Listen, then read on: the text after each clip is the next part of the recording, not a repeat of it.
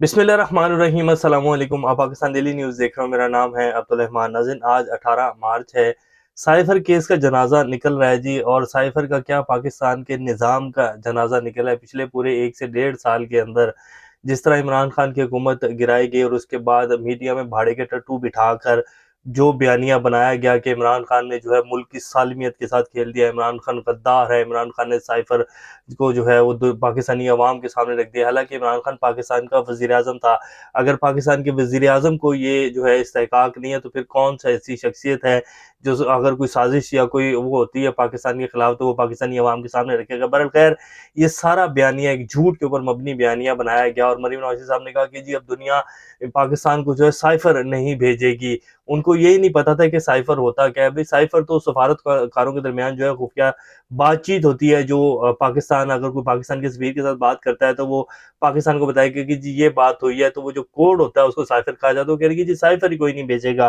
तो जो कुछ पिछले पूरे 1.5 से 2 साल के अंदर किया गया आप सब लोगों के सामने है कि इमरान खान गद्दार है, इमरान खान ने पाकिस्तान की सालमियत दाव के ऊपर लगा दी, ये कर दिया वो कर दिया। और अब जो साइफर के हवाले से आज इस्लामाबाद हाई कोर्ट में समाअत हुई है, चीफ जस्टिस आमिर फारूक साहब की और निज़ाम की पूरी कोशिश थी कि ये जो साइफर की समाअत है ये अकेले चीफ जस्टिस साहब सुने। जैसे कि पहले उन्होंने जमानत कैंसिल की थी और इमरान खान साहब के डेथ वारंट जो है वो चीफ जस्टिस आमिर फारूक साहब, जो कि इस्लामाबाद हाई कोर्ट के चीफ जस्टिस हैं, उन्होंने साइन कर दिए थे। और आज वो समाअत के दौरान बाकायदा जब सलमान सफदर साहब या जस्टिस मियां गुल हसन औरंगजेब साहब उसकी साइफर की टेक्निकल उसके गुफ्तगू कर रहे थे तो वो कतरा रहे थे कि नहीं अब इसको छोड़े। बस वो कह रहे थे कि जी हाँ ये गलत हुआ और जो है टेक्निकलिटीज पे क्या जाना है, पता चल रहा है कि कैसे जो है कि बनाया गया है केस, वो दूसरी तरफ लेके जाना चाह रहे थे। तो आज जो है वहाँ काफी लोग जो है वकला हंसते भी रहे जो जो बातें हुई वहाँ। और जो है जो हमारे चीफ जस्टिस आमिर फारूक साहब हैं वो बड़े अजीब से उनके फेस एक्सप्रेशन भी बनते रहे। अब वो तमाम जो समाज का अहवाल है वो आपके सामने रखेंगे। इसके साथ साथ जी पीटीए की कोर कमेटी ने कुछ अहम फैसले कर लिए हैं। पूरे पाकिस्तान में भरपूर तहरीक चलाने का फैसला किया गया है। इस्लामाबाद में 23 और 24 मार्च को जो है जलसे की इजाज़त मांग ली है उन्होंने। वो जलसे की इजाज़त भी मिल जाएगी। और कौन कौन सी जगह पर कहा गया वो भी आपके सामने रखेंगे। इससे पहले अगर आप लोगों ने चैनल को सब्सक्राइब नहीं किया तो रेड बटन को प्रेस कर लें और बेल आइकॉन को भी प्रेस कर लें ताकि लेटेस्ट अपडेट्स आप लोगों को मिलती रहें। ये जो हमारा ताल्लुक है ऐसे ही जुड़ा रहे। तो सबसे पहले जी आज साइफर की जो समाअत है वो आपके सामने रख देते हैं। हर्फ ब हर्फ जो आज वहाँ बातें हुई हैं और जिस तरह हमारा जो अदलिया का निज़ाम है जिसको कुछ लोगों ने जो है बर्बाद करके रख दिया। सारे जजेस का नाम नहीं लूँगा, सिर्फ कुछ लोग जो कंप्रोमाइज़ होते हैं और फिर वो नज़रिया ज़रूरत के फैसले देते हैं, आप सब लोगों के सामने है। तो बहरहाल खैर, अब वो समाअत आपके सामने रखते हैं। चीफ जस्टिस आमिर फारूक ने कहा कि अपील काबिल समाअत होने और अपील के मेरिट्स पर इकट्ठा फैसला करेंगे। बानी पीटीआई के वकील बैरिस्टर सलमान सफदर ने दलाइल दिए कि इमरान खान और शाह महमूद पर इल्ज़ाम है 28 मार्च 2022 को बनी गाला में मीटिंग में साजिश तैयार की। सलमान सफदर ने केस में लगाए इल्ज़ामात पढ़कर सुनाए और कहा कि बुनियादी तौर पर 4 किस्म के इल्ज़ामात आयद किए गए हैं। बानी पीटीआई ने साइफर को ट्विस्ट किया और अपने ज़ाती मकासद के लिए इस्तेमाल किया। प्रिंसिपल सेक्रेटरी आज़म खान को हिदायत जारी की कि मीटिंग मिनट्स को ट्विस्ट किया जाए। सलमान सफदर ने कहा कि इल्ज़ाम लगाया गया कि गैर कानूनी तौर पर साइफर टेलीग्राम को अपने पास रखा, साइफर सिक्योरिटी सिस्टम भी कंप्रोमाइज़ किया गया।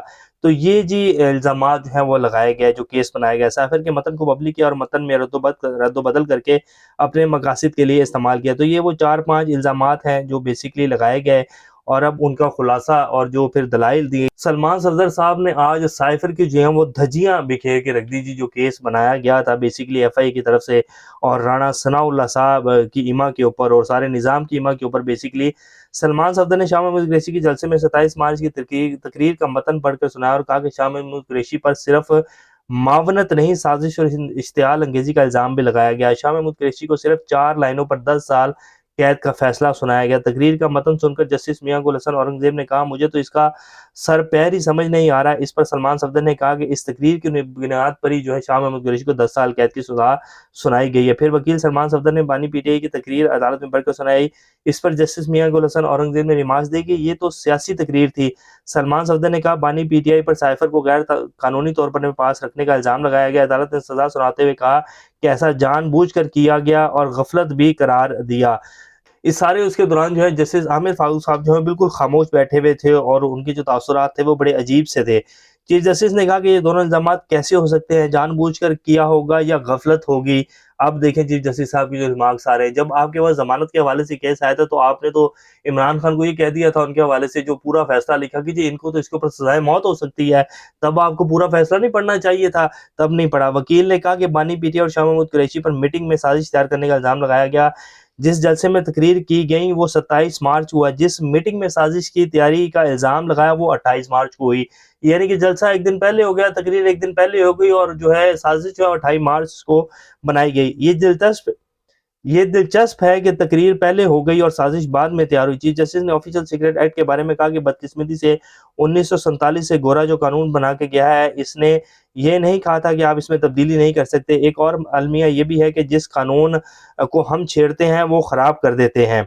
चीफ जस्टिस साहब को अब सारी चीजें नजर आ रही हैं। जब समाअत हो रही थी, जब इनके पास जमानत का केस गया था, या जब ये जस्टिस जो अबुल हसनात साहब स्पेशल अदालत में सारे वो केस को सुन रहे थे और फिर बार बार फर्द जुर्म आयद कर रहे थे, और जस्टिस मियां गुल हसन औरंगजेब साहब जो है वो उस केस की सारी कार्रवाई को कलअदम करार देते, तब जस्टिस आमिर फारूक साहब जो चीफ जस्टिस इस्लामाबाद हाईकोर्ट के, उन्हें तब नहीं नजर आता। अब उन्हें सब कुछ नजर आ रहा है, क्योंकि उन्हें पता है कि अब साथ जो है जस्टिस दूसरे बैठे हुए हैं और अब ये हमारे पास ही आना है, वहां से तो फर्द जुर्म आयद हो गया, अगर हम इसको नहीं सुनेंगे तो आगे सुप्रीम कोर्ट में जाएगा और ये केस उड़ जाएगा। तो इसी में इज्जत है कि अब बिल्कुल फैक्ट्स के ऊपर जो है बात की जाए। चीफ जस्टिस ने कहा कि सीक्रेट डॉक्यूमेंट को सील कर दिया जाता है ताकि वो पब्लिक में ना आए। हम पूछना चाह रहे हैं कि वो कम्युनिकेशन क्या थी। वकील बानी पीटीआई ने कहा कि ये तो हमें भी नहीं मालूम, हमने वो डॉक्यूमेंट नहीं देखा है, लेकिन कोड डॉक्यूमेंट या दस्तावेज कुछ भी कम्युनिकेट नहीं हुआ। आर्म फोर्सेस, ममनुआ जगहों और गैर मुल्की ताकतों का इस पूरे केस में लिंक मिसिंग है। जस्टिस मियां गुल हसन औरंगजेब ने कहा, कानून के मुताबिक गैर मुल्की ताकत का बताना जरूरी है।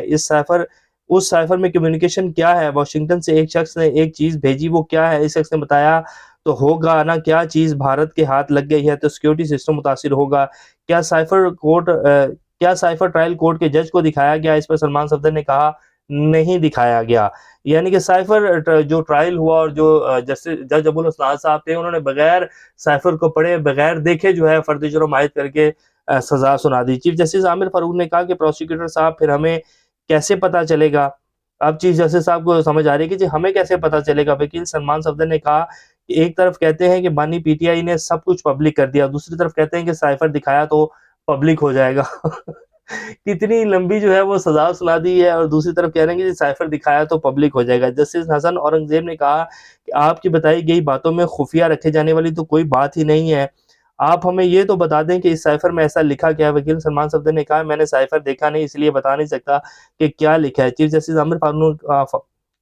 आमिर फारूक ने कहा फिर हम प्रोसिक्यूशन से इस मुतल्लिक मालूम कर लेंगे। बाद साइफर केस की समाअत कल तक मुलतवी कर दी गई, कल भी बैरिस्टर सलमान सफदर दलाइल जारी रखेंगे। तो ये जी साइफर केस की टोटल औकात थी, जिसके ऊपर शाह महमूद कुरैशी को 10 साल की और इमरान खान को जो है वो 14-15 साल की जो है कैद सुना दी गई है। इसी तरह हम देखेंगे अलकादिर ट्रस्ट केस जो है, जिसके ऊपर 190 मिलियन पाउंड का जो केस है, जो कि सुप्रीम कोर्ट में पैसा, और इमरान खान को जो है वो पकड़ के उस केस में डाल दिया गया और कहा जी कि इमरान खान ने करप्शन की, और ये कि वो केस भी उड़ जाएगा।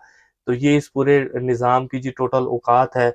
सिर्फ इमरान खान को जो है वो हुकूमत नहीं बनाने देनी थी, और अपनी ज़ाती मुफादात की लड़ाई है जी, इसके अलावा कुछ नहीं है।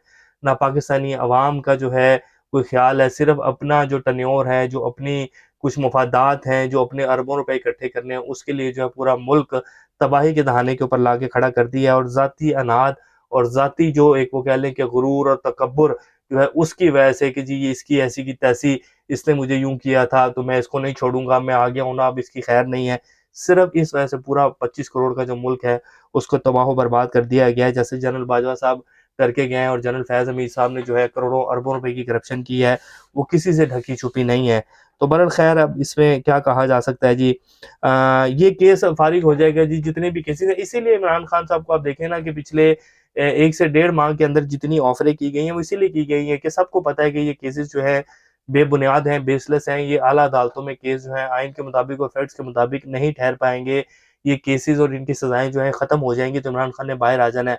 तो क्यों ना इमरान खान को ऑफर दी जाए, और इमरान खान ऑफर एक्सेप्ट कर ले, तो चलो हमारी भी कोई इज्जत बच जाएगी, और ये भी कहने जोगे हो जाएंगे कि इमरान खान ने डील कर ली। इसका चलो जो है वो थोड़ा सा जो इसका इमेज बना हुआ है उस पर कोई ना कोई तो हम भी दाग लगाएंगे। इमरान खान ने कहा नहीं, मुझे तो कोई डील चाहिए नहीं है, केसेस जो है मेरे फेयर ट्रायल दो, केसेस खत्म होंगे तो वही बाहर आऊंगा, ऐसे तो कहीं नहीं जाने वाला। तो ये जी सूरत हाल है, और बस देखते जाएं कि होता क्या है। बाकी अब पीटीआई ने जी फैसला कर लिया है कोर कमेटी में आज कि जी पूरे पाकिस्तान में भरपूर तहरीक चलाई जाएगी और ईद के बाद जो है तमाम जो बाकी सियासी जमातें हैं जिनमें जीडीए है, जमात इस्लामी है, एएनपी है, फिर इसके साथ मौलाना फजल रहमान साहब हैं, उनके साथ मिलकर जो है भरपूर तहरीक चलाई जाएगी।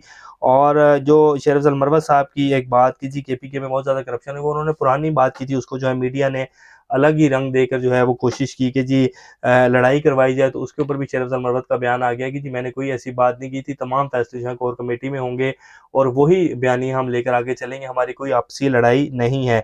और 23 और 24 मार्च की दरमियानी रात जी जलसे की इजाज़त मांग ली गई है। अगर 23 और 24 को नहीं देते तो वो कह रहे हैं कि 30 मार्च को दें, लेकिन जलसा पीटीआई ने इस्लामाबाद में करना है। तो भरपूर तहरीक भी चलेगी और पीटीआई जो है दोबारा पूरे फॉर्म में आ रही है। आज तमाम एमएनएज़ और एमपीएस जो पहुंच सके इस्लामाबाद में, वो पहुंचे हुए थे, वहाँ नारेबाजी भी हुई। तो सूरत हाल तब्दील होती हुई नजर आएगी आपको आने वाले कुछ दिनों में, क्योंकि निज़ाम ऐसे चलेगा नहीं। और जो मुल्क के कुछ खैरख्वाह हैं, लाजमी बात है जी, हर अदारे में है, हर जगह के ऊपर बैठे हुए हैं, उन्हें पता है कि ये क्या किया जा रहा है, ये ज़ाती लड़ाई है या पाकिस्तान के मुफादात की लड़ाई है। आंखें बंद नहीं होती तमाम लोगों की, पांचों उंगलियां बराबर नहीं होती। मुल्क के खैरख्वाह भी हैं, इसीलिए पाकिस्तान जो है वो चल रहा है।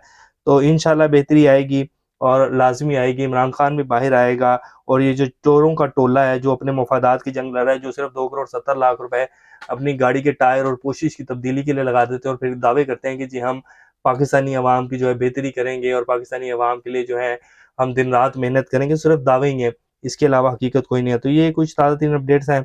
नेक्स्ट अपडेट का दोबारा हम सामने हाजिर होंगे, तब तक अपना और इस चैनल का ख्याल रखिएगा। अल्लाह हाफिज़।